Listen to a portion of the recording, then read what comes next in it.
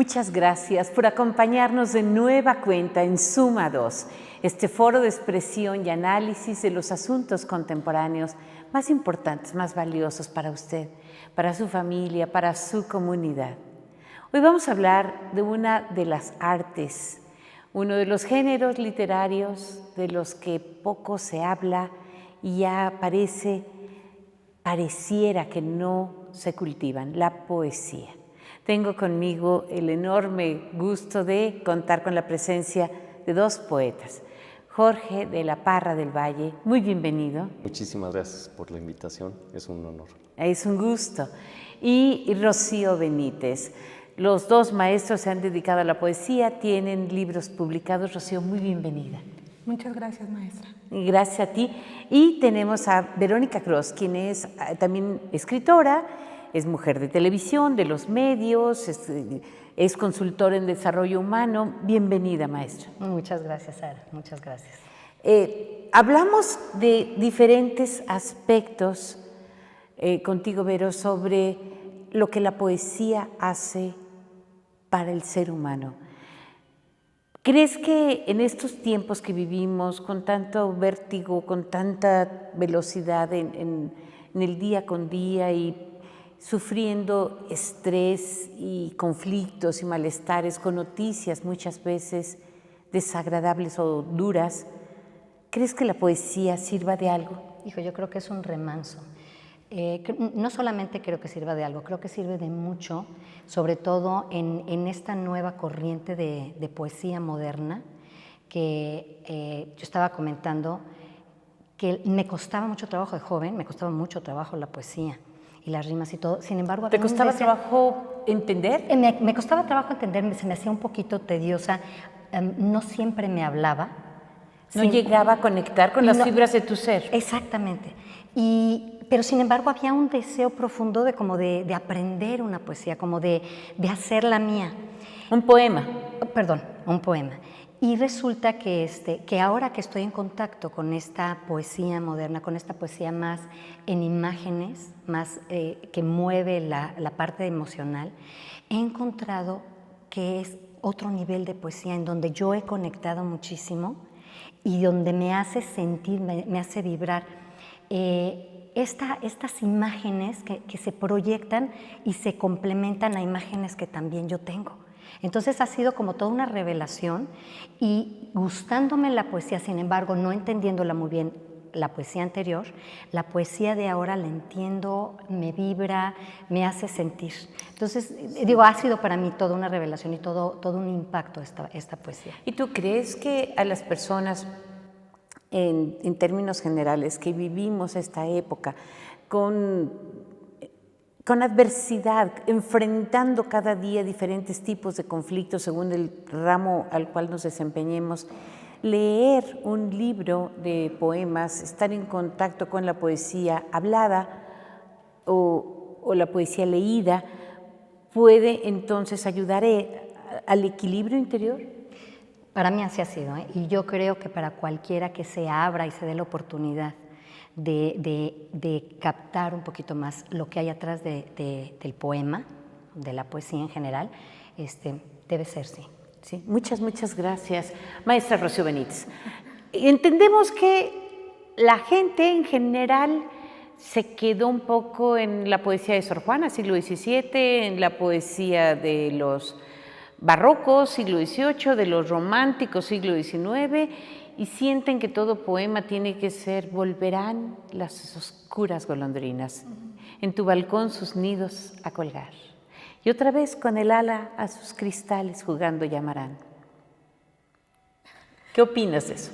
No, bueno, como estudiante, porque todavía me considero estudiante, es necesario volver a esos orígenes, al origen de la comunicación, del lenguaje, de cómo se trataban de engarzar estas imágenes para poder escribir hoy en día lo que estamos viviendo. Evidentemente, pues toda esa poesía nos habla de una época, de un momento, de las circunstancias que también se veían, pero pues hoy en día el lenguaje, la dinámica es totalmente distinta. Pero yo siempre veo que como estudiantes tenemos que volver a esas lecturas principales, a Sor Juana, perdón, que parece que se lee, pero pues es que no se está leyendo a profundidad, no hay una meditación clara, la verdad. Yo quisiera preguntarle a Rocío Benítez, que está aquí con nosotros, pedirle de favor si nos puede leer un poema. Claro, voy a leer algo de mi libro Muina. Este libro salió hace 3 años, hace unos pocos días me di cuenta de que habían pasado ya 3 años de que se había publicado este libro. Observas al barco, al avión, al hombre pudrirse en la cabeza, al caballo herido, desgastado por el aceite de la cabeza, a la sombra hundida, en la piedra, en la harina, el olor de tu cabeza. Observas la tierra, la carne blanca, la observas como un triángulo salvaje que amenaza con volver al grito. Y otra vez, 9 meses de no ser cadáver ni soldado. Rocío, danos por favor una idea de cuáles fueron los motivos que te llevaron a escribir esto, los temas, supongo, de la historia contemporánea, de la situación del mundo, que te dolieron en lo profundo y te llevaron a escribir. Bueno, Muina es un poemario que yo llevaba escribiendo ya mucho tiempo, pero no en conjunto, o sea, llevaba como diferentes poemas relacionados. Este libro tiene una segunda sección que habla de un proceso hospitalario y de ahí empezó todo. Entonces, como que fui engarzando mucho esta cuestión de la muerte, del proceso que lleva hacia la muerte. Entonces empecé un poco como a analizar, bueno, en mi vida, cuáles habían sido esos momentos en los que yo empecé a escuchar sobre el momento en que las personas dejan de estar aquí, ¿no? En el momento en que las personas dejan de respirar y todo este tipo de conflictos que suceden alrededor. Y a partir de ahí fue que empecé a engarzar todos los poemas. Llegó una invitación del editorial de Herring Publisher México, me hablan y me dicen, oye, ¿tienes algo? Y empiezo a hacer esta conjunción de poemas y veo ahí que sí, se engarzaban todos sobre esta misma línea, ¿no? Hay un hilo conductor, sí, que es totalmente. La muerte, la pérdida, el dolor. Y de ahí me fui encaminando. Fue un poco inconsciente al principio, pero cuando hago una relectura de lo que estaba viendo, vi que iba totalmente sobre esa misma línea, ¿no? Y entonces, la guerra, el dolor que causa sí, y los accidentes de trabajo, ¿no? Los accidentes, que todo va encaminado hacia, ¿no?, la muerte y este proceso. Sí, y las mutilaciones quirúrgicas. El haber perdido una parte del cuerpo y cómo confrontar a la familia. ¿Qué hago con esta parte que le extirpamos a su padre?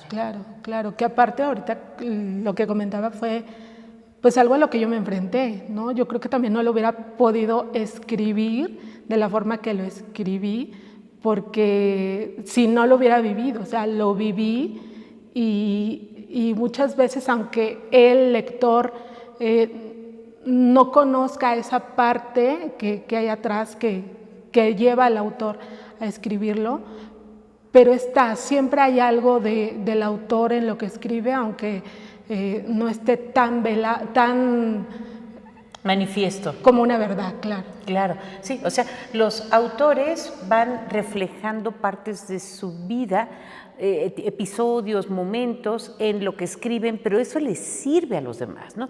Para mí ha sido muy útil, y lo tengo vivo y feliz, leer algo sobre la muerte del mayor Sabines, de Jaime Sabines, para entender la mortalidad de las personas cercanas a mí. Digo, yo tengo a mi padre feliz y sano y vivo.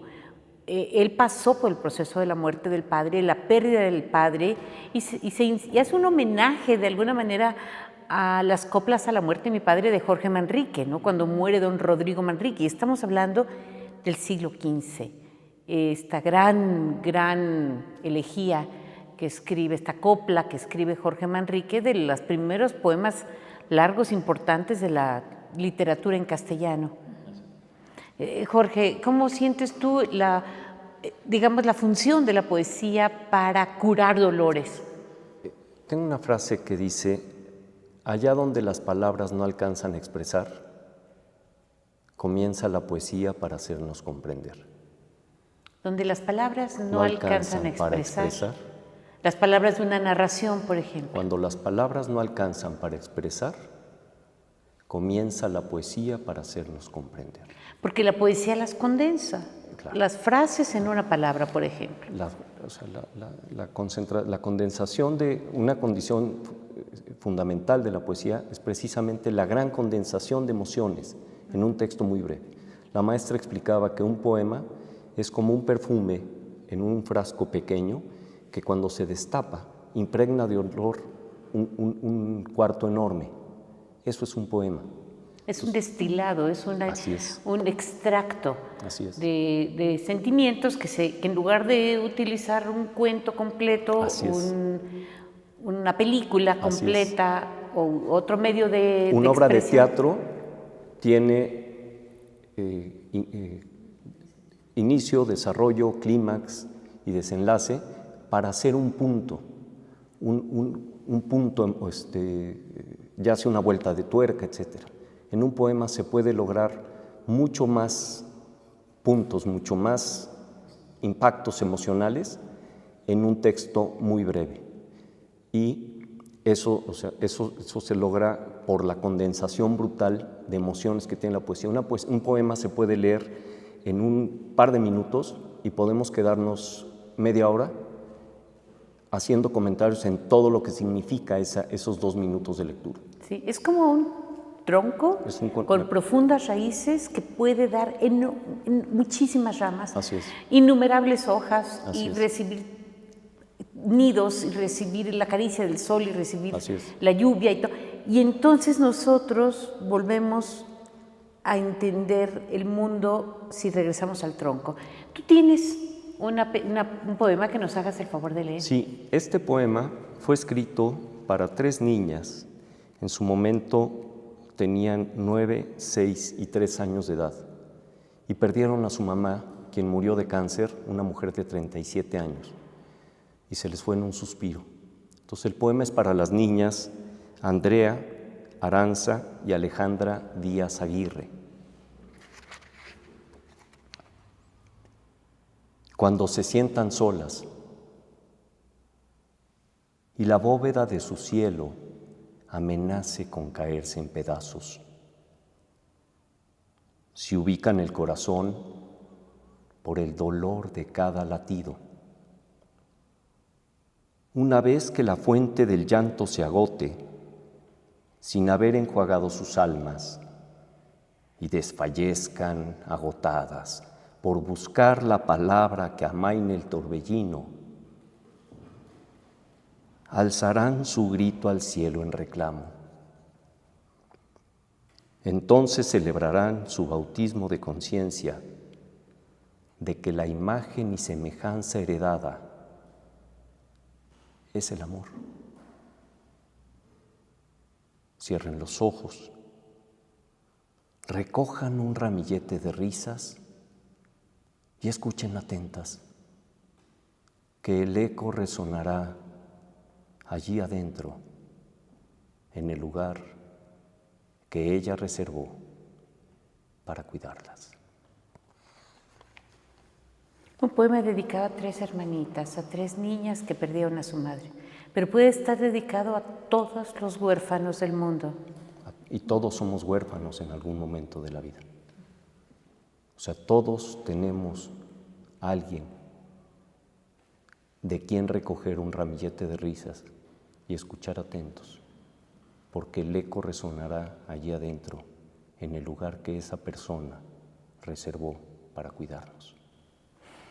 Es importante, Jorge, que las personas comprendan, que el lector de poesía comprenda las metáforas o puede cada quien adjudicarle el significado que considere. Digamos, esta bóveda, la bóveda que se hace pedazos.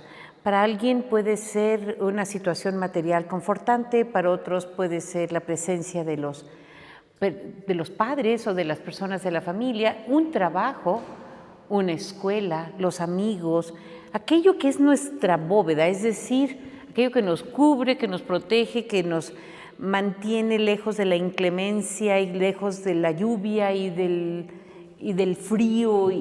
Aquí la bóveda dice la bóveda de su cielo, es la bóveda individual, es exactamente lo que dices. O sea, la poesía en imágenes, la mitad del poema lo conforma el texto, la otra mitad la vivencia del lector y se hace la amalgama.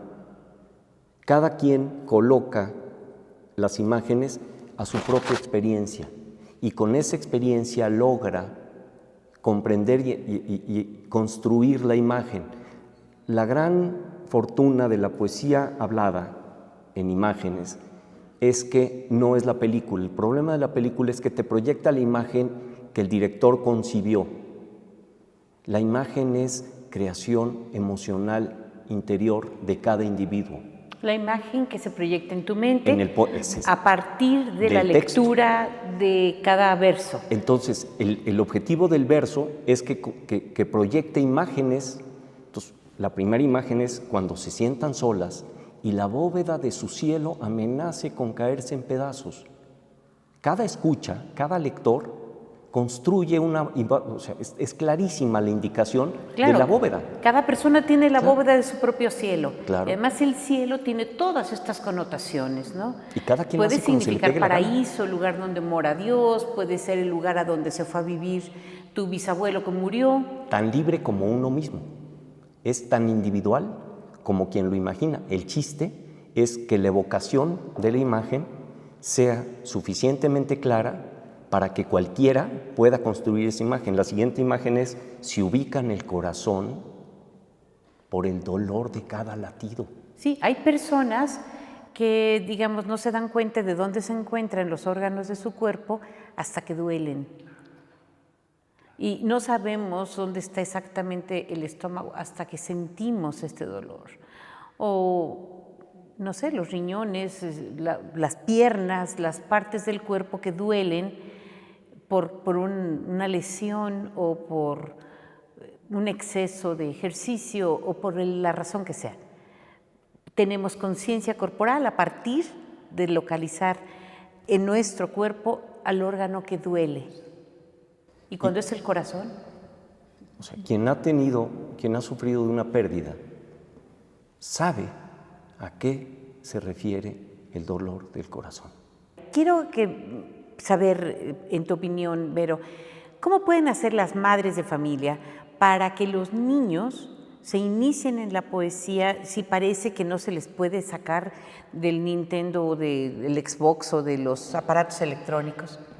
Pues yo diría, Ara, que igual que lo aprendí yo, o igual que tomé el gusto yo por la poesía, que es precisamente escuchando y escuchando. Como decía antes, digo, no había sido yo lectora de poesía, pero a través de mi relación de amistad con Jorge, que es poeta y que de alguna manera me leyó y me leyó y me leyó las poesías y luego yo continué leyéndolas y entendiéndolas a través de esta lectura.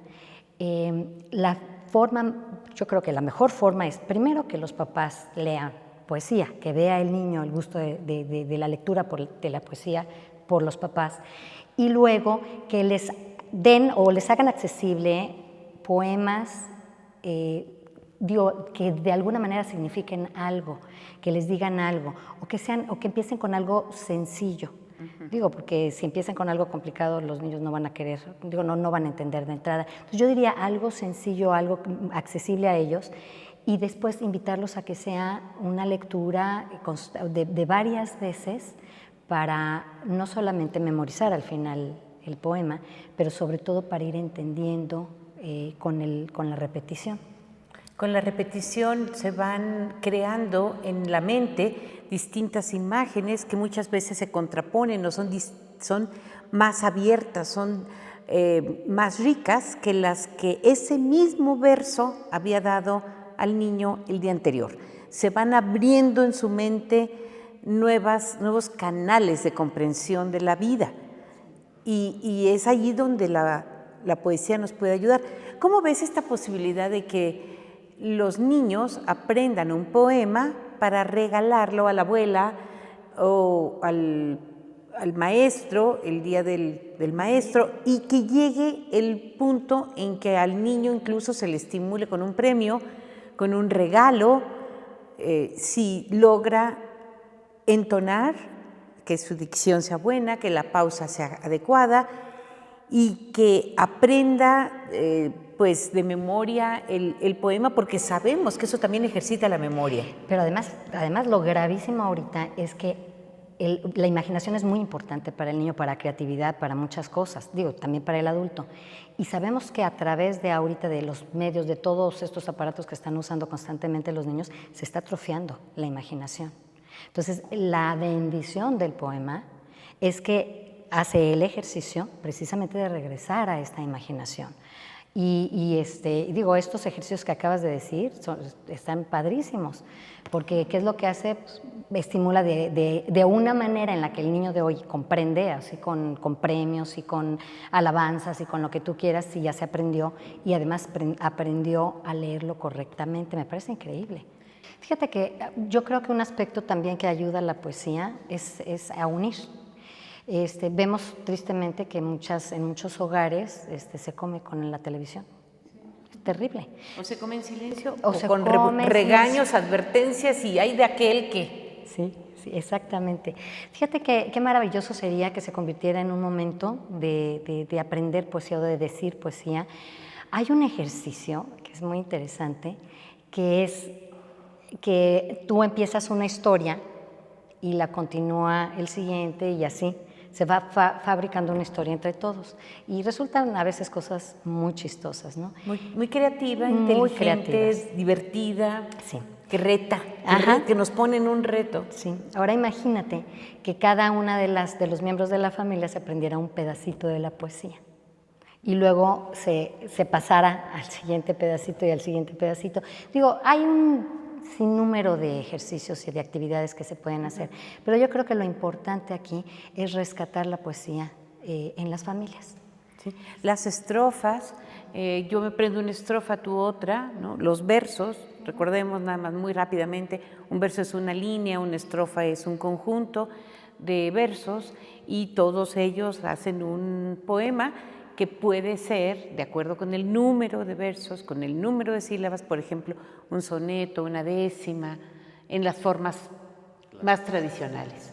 O verso libre. Que además que eso va dando la pauta, o sea, precisamente eso es lo que ayuda al aprendizaje del poema. Se vuelven muy mnemotécnicos, sí. Muy fáciles de aprender.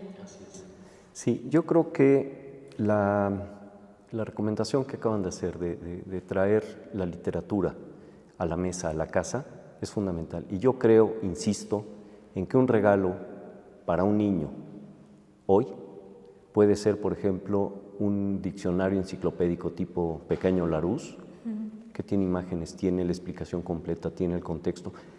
Es de una riqueza y se sumergen los niños en la lectura de las palabras, conocen las palabras y que motivarlos a que cada palabra que no comprendan, que la anoten y luego la busquen el sábado, las 20 palabras que aparecieron desconocidas durante la semana y que las exploren en un libro, no en el internet. La lectura del internet es rápida. Hojear y buscar la palabra en el diccionario enciclopédico es un deleite y que el niño pueda escribir qué significa con su comprensión, no copiar, sino que el que entendió, es una manera de enriquecer el idioma y Borges decía, el límite de mi universo es el límite de mi lenguaje. Bien. Pues Pues espléndida cita de este gran autor argentino. Con esto nos vamos a despedir. Yo quiero agradecer enormemente la presencia de Jorge de la Parra, Rocío Benítez y Verónica Cross en este programa. Gracias a nuestros compañeros de audio, de video, de edición, de producción y de transmisión para que este programa llegue hasta su pantalla.